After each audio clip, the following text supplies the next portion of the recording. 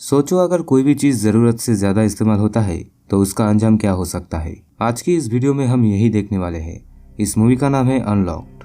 Movie शुरू होती है नामी नाम की एक लड़की को दिखाते हुए, जो कि अपने दिन का most of the time phone use करके बिताती थी। वो चाहे अगर ऑफिस में हो या फिर बाहर कहीं हो, वो हर वक्त अपने फोन के साथ ही रहती थी। एक दिन जब नामी अपने काम से वापस लौट रही थी तो रास्ते में उसकी नींद आ जाती है, जिस वजह से उसकी फोन नीचे गिर जाती है और वो कुछ ना समझ कर ही अपने फोन ना लेकर घर में लौटती है। अगले दिन उसकी फ्रेंड कीम आकर उसे उठाती है और वो नींद से उठकर अपने फोन अपने पास ना पाकर बहुत ही टेंशन में पड़ जाती है। नामी फिर अपने नंबर पर कॉल करती है, जहाँ पर एक लड़का उसका फोन उठाता है और वो उस फोन में अपने माँ की रिकॉर्डर वॉइस से नामी से बात करता है। वो लड़का उसकी फोन लौटाने एक होटल में मिलने के लिए बुलाता है। इसके बाद वो लड़का उस फोन को खोलने की कोशिश करता है, लेकिन उसे पासवर्ड पता नहीं होता है, तो इसलिए वो गुस्से में आके फोन की स्क्रीन तोड़ देता है। अगले सीन में हम जीवन और कांता नाम की दो ऑफिसर को आपस में बात करते हुए देखते हैं। उन्हें जंगल में एक लड़की की लाश मिलती है। जीवन को यहाँ पर अपने बेटे के ऊपर शक होता है। उसे लगता है कि ये काम उसके बेटे ने ही किया है, क्योंकि वो 7 साल से गायब था। यहाँ पर मैं आपको बता दूं कि जून वही लड़का है जिसे नामी का फोन मिला था। अगले सीन में हम नामी को उसके फादर के रेस्टोरेंट में देखते हैं, जहाँ पर उसकी फादर उसे इंस्टाग्राम पर होने की बात करता है।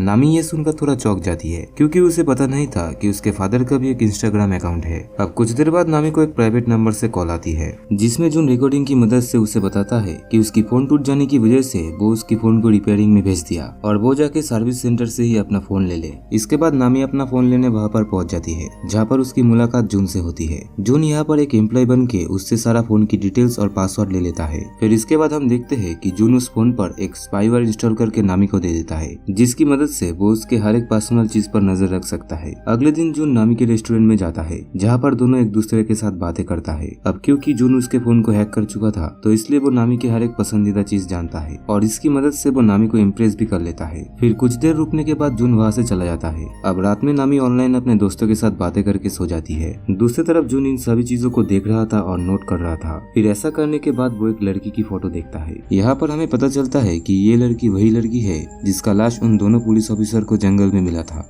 अब इसे देखकर ही हम समझ जाते हैं कि जून कोई नॉर्मल इंसान नहीं है। अगले दिन हम देखते हैं कि नामी अपने ऑफिस में जाती है, जहाँ पर उसकी बॉस उसे बताता है कि हमें एक बड़ा प्रोजेक्ट मिला है और इसे सही से पूरा करने पर हमें बहुत ही प्रॉफिट होगा। अब इसी के चलते उसकी बॉस उसे कहता है कि अगर ये प्रोजेक्ट सही रहा तो मैं तुम्हारी सैलरी को भी डबल कर दूंगा। अब हम जीवन को उसके वाइफ के साथ बात करते हुए देखते हैं, जहाँ पर जीवन उसके बेटे के बारे में पूछता है, लेकिन उसकी वाइफ उसे कुछ भी नहीं बताती है। फिर थोड़ी देर के बाद में जीवन के फोन में कंक का मैसेज आता है, जिसमें उन्हें एक लोकेशन के बारे में पता चलता है। जीवन तुरंत ही उस लोकेशन पर चला जाता है। अगले सीन में हम जीवन को जून के घर में देखते हैं और ये वही लोकेशन थी जिसके बारे में उसे कंक ने बताया था। जून के घर में उसे मरी हुई लड़की की माँ के बारे में पता चलता है और उनके साथ एक फोटो भी मिलता है। इसी के साथ वहाँ पर उसे एक नेल पेंट भी मिलता है, जो कि उस मरे हुए लड़की ने पहनी थी। अब ये सब देखने के बाद उनको जून के ऊपर और भी ज्यादा शक बढ़ जाता है। इतने में वहाँ पर जून आ जाता है और अपने फादर को वहाँ पर देखकर वो बहुत ही डर जाता है। जीवन को बाहर निकालने के लिए वो उसकी एक फोटो क्लिक करके उसे सेंड कर देता है। इसे देखने के बाद जीवन उसे पकड़ने के लिए बाहर आता है और पीछे से मौका पाकर जून अपने घर के अंदर जाके सभी सबूत मिटा देता है। फिर इसके बाद जब जीवन उस घर में वापस आता है तो वहाँ पर वो सब कुछ बिखरा हुआ पाता है। जून यहाँ पर नामी के रेस्टोरेंट में आता है और उसके फादर से एक ड्रिंक मांगता है। इतने में वहाँ पर नामी भी आ जाती है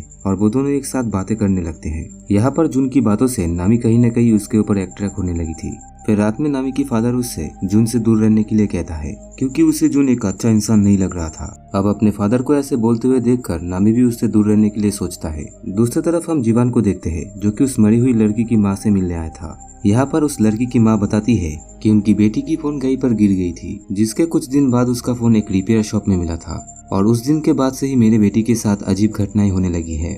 यहाँ पर हम समझ सकते हैं कि जैसा उस मरे हुए लड़की के साथ हुई थी, ठीक वैसा ही अब नामी के साथ भी हो रहा है। ये सब सुनने के बाद जीवन बहुत ही इमोशनल हो जाता है और वो उस औरत को भरोसा दिलाती है कि वो उसकी बेटी की कातिल को जरूर सजा दिलवाएगा। अगले सीन में हम नामी की फादर पार्क को देखते हैं, जो कि एक पार्सल लेने के लिए बाहर आया था और उसी वक्त जून उस पर अटैक कर देता है। दूसरी तरफ पुलिस वालों को जंगल में एक साथ 7 लड़कियों की बॉडी मिलती है और इससे पूरे शहर में एक खौफ का माहौल बन जाता है। फिर अगली सुबह नामी नींद से उठकर जब अपनी फोन चेक करता है तो वहाँ पर वो अपनी बॉस की 8 मिस कॉल देखती है।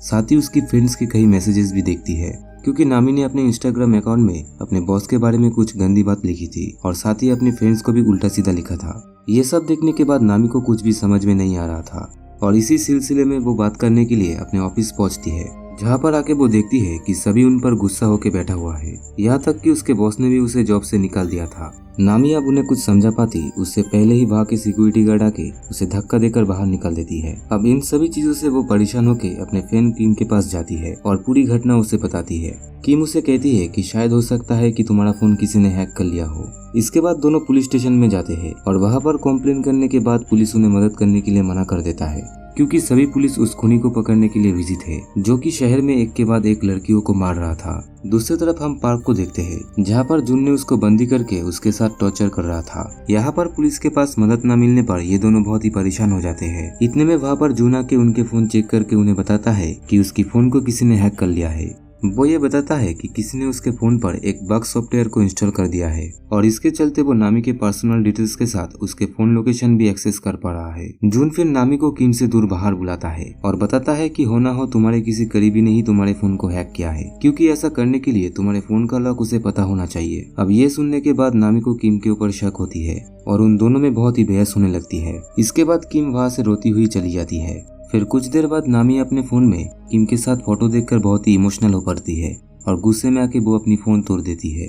दूसरी तरफ पुलिस ऑफिसर इन्वेस्टिगेशन करते हुए जून के रिपेयरिंग शॉप में पहुंच जाते हैं, पर वहां पर उन्हें कुछ नहीं मिलता है क्योंकि सारी इंपॉर्टेंट डिटेल्स जून ने पहले ही डिस्ट्रॉय कर दिया था।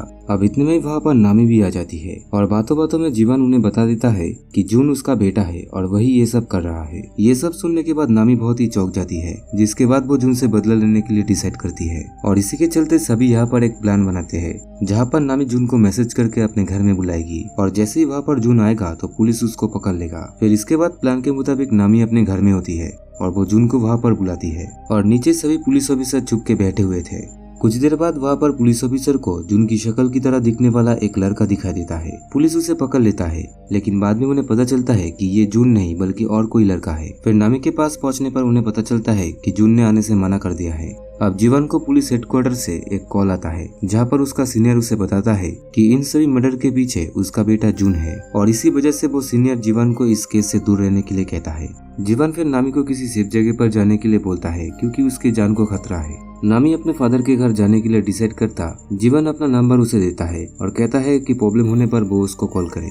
नामी फिर अपने फादर के घर पहुंचकर उन्हें आवाज देता है, लेकिन बहुत देर तक बुलाने के बाद भी कोई आवाज नहीं दे रहा था। अब नामी यहाँ पर बहुत ही डर गई थी और वो जीवन को कॉल करती है, लेकिन उसका फोन डेड हो गई थी क्योंकि उसका फोन जून ने हैक कर लिया था। तभी वहाँ पर नामी के सामने जून आता है और उसे कहता है कि तुम पुलिस को कॉल करके कह दो कि तुम सेफ हो और अगर ऐसा नहीं हुआ तो तुम्हारे फादर मर जाएंगे। नामी ये बात सुनकर बहुत ही डर गई थी और वो जीवन को कॉल करके बता देती है कि वो सेफ है। अब जून नामी को उसके फादर के सामने लाता है जिन्हें की उसे एक बाथटब में बंद करके रखा था। इसके बाद वो नामी को भी टेप से बांध के बाथटब में पानी भरने लगता है और इसमें वो नामी को उसके फादर के साथ डूब के मरने के लिए छोड़ देता है और वहाँ से जाने लगता है। उसे वहाँ पर एक कार्ड मिलता है जिसे कि जीवन ने नामी को दिया था। उसमें लिखा हुआ था कि कॉल करना, मैसेज नहीं। और यहाँ पर नामी का मैसेज देखकर जीवन समझ जाता है कि नामी खतरे में है और तुरंत ही वो उसकी मदद के लिए निकल पड़ता है। पुलिस को आता हुआ देखकर जून वहाँ से भागने लगता है, लेकिन जीवन उसे पकड़ लिया था। दूसरी तरफ एक पुलिस ऑफिसर नामी और उसके फादर को बाथटब से बाहर निकाल लेता है, जिससे कि उनकी जान बच जाती है। फिर हम देखते हैं कि नामी आकर जीवन की गन से जून को शूट करके उसे मार डालती है। इसके बाद उसे हॉस्पिटल ले जाया जाता है। यहाँ पर अब सीन कट होकर कुछ दिन बाद का सीन दिखाया जाता है जहाँ पर नामी अपने फादर और किम के साथ एक अच्छी लाइफ बिता रही थी। तो यहाँ पर ही ये मूवी खत्म होती है।